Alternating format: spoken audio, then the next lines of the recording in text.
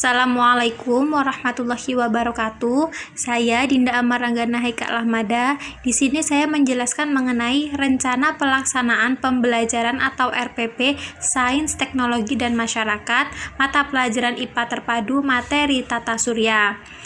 Saya di sini menjelaskan mengenai poin pertama, yaitu kompetensi dasar dan indikator pembelajaran.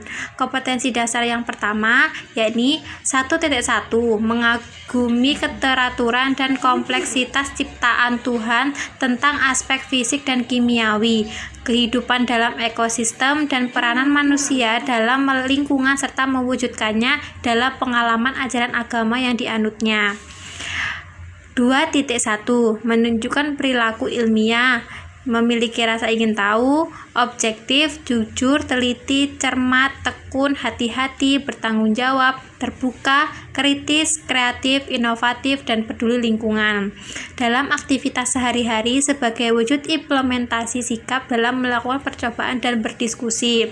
Kompetensi dasar yang selanjutnya yaitu 3.11, yakni mengenai memahami sistem tata surya, rotasi dan revolusi bumi dan bulan serta dampaknya bagi kehidupan di bumi dengan indikator pertama, membuka model orbit planet. Kedua, mendeskripsikan karakteristik komponen tata surya.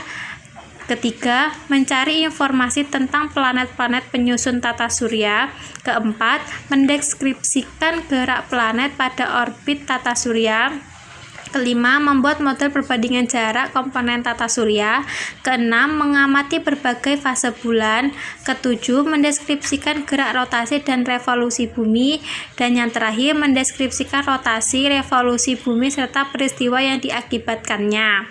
Kompetensi dasar yang terakhir yakni mengenai keterampilan, yaitu menyajikan karya tentang dampak rotasi dan revolusi bumi dan bulan bagi kehidupan di bumi berdasarkan hasil pengamatan atau penelusuran berbagai sumber informasi. Jadi di sini kompetensi dasarnya ada yang mengenai tentang pengetahuan dan yang mengenai tentang keterampilan. Oke, untuk poin selanjutnya akan dijelaskan oleh teman saya. Terima kasih. Saya Dia Khairunisa di sini akan melanjutkan poin B, yaitu tentang tujuan pembelajaran. Yang pertama, peserta didik dapat membuat model orbit planet. Yang kedua, peserta didik dapat mendeskripsikan karakteristik komponen tata surya. Yang ketiga, peserta didik mencari informasi tentang planet-planet penyusun tata surya. Yang keempat, peserta didik mampu mendeskripsikan gerak planet pada orbit tata surya. Yang kelima, peserta didik mampu membuat model perbandingan jarak komponen tata surya. Terus yang keenam, peserta didik mampu mengamati berbagai fase bulan. Yang ketujuh, peserta didik mampu mendeskripsikan gerak rotasi dan revolusi bumi. Yang terakhir, peserta didik mampu mendeskripsikan rotasi, revolusi bumi, serta peristiwa yang diakibatkannya. Sekian dari saya penjelasan tentang tujuan pembelajaran. Selanjutnya akan dilanjutkan oleh teman saya. Perkenalkan, nama saya Eli Purwandari. Di sini saya akan melanjutkan penjelasan dari teman-teman saya, yaitu poin C tentang materi pembelajaran. Nah, dalam materi pembelajaran kita kali ini akan menjelaskan tentang tata surya. Nah, dalam tata surya ini terdapat dua poin. Poin yang pertama yaitu sistem tata surya. Dalam poin pertama ini ada beberapa sub materi. Yang pertama yaitu matahari sebagai tata surya. Yang kedua yaitu planet-planet. Di antaranya yaitu Merkurius, Venus, Bumi, Mars, Jupiter, Saturnus, Uranus, dan juga Neptunus.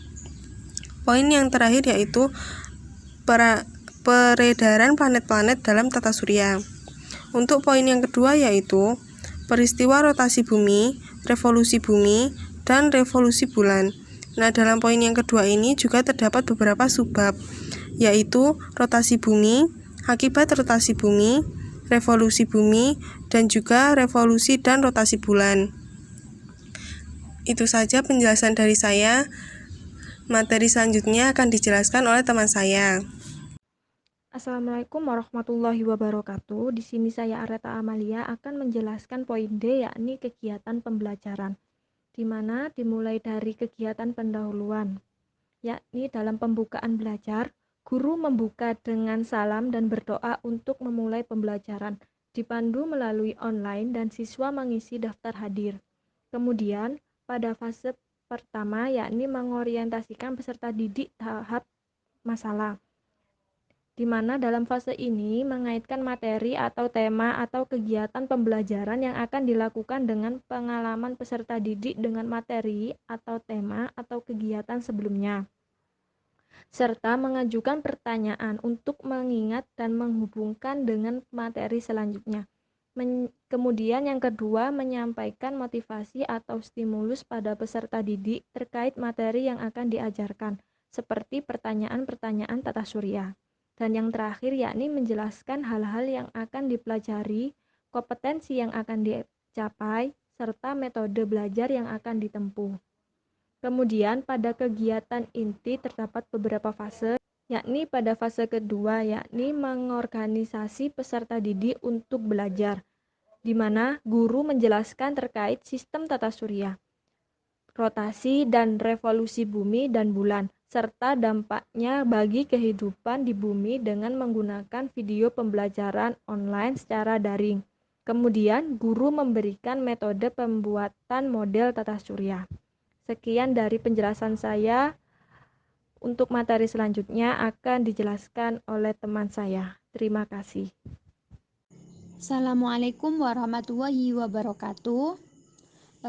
Saya Supratiwi. Nah, di sini saya akan melanjutkan penjelasan dari teman-teman mengenai sintak model pembelajaran PBL, Problem Based Learning. Pada kegiatan inti fase ketiga yaitu mengembangkan dan menjanjikan hasil karya. Nah, di sini deskripsi kegiatannya nanti guru akan memberikan tugas kepada siswa untuk membuat model tata surya secara sederhana.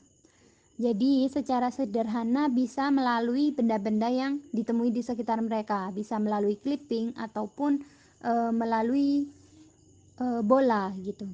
Kemudian setelah membuat model tata surya secara sederhana, nah nanti siswa akan menjelaskan keterkaitan antara tata surya dengan fenomena alam yang terjadi di kehidupan sehari-hari.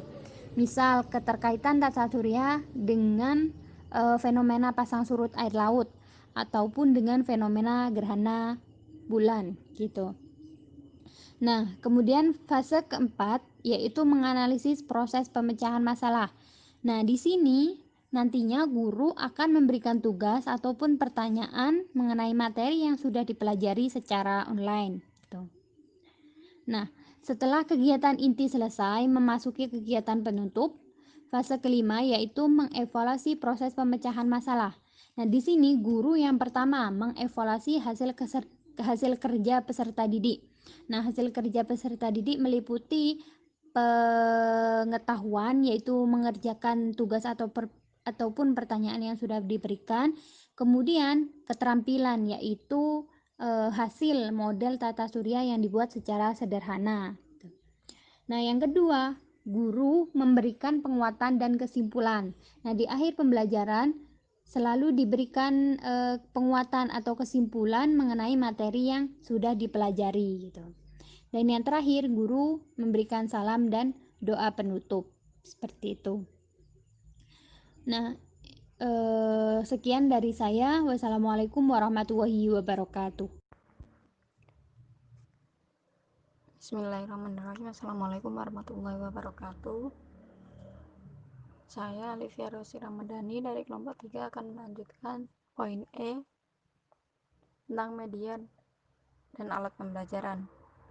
Yang pertama, menggunakan buku siswa IPA SMP MTS kelas 8 kurikulum 2013. Yang kedua, menggunakan video pembelajaran. Yang ketiga, model miniatur tata surya. Poin F yaitu tentang penilaian. Yang dinilai yang pertama yaitu sikap menggunakan observasi selama kegiatan berlangsung. Yang kedua, pengetahuan dengan mengerjakan soal. Yang ketiga yaitu keterampilan dengan membuat model miniatur tata surya. Itu saja dari kelompok kami. Sekian, wassalamualaikum warahmatullahi wabarakatuh.